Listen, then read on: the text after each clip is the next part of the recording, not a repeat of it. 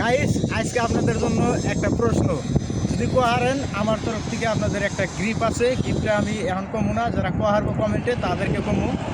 এমন কোন রাস্তা আছে যে রাস্তায় খালি একটা গাড়ি চলে?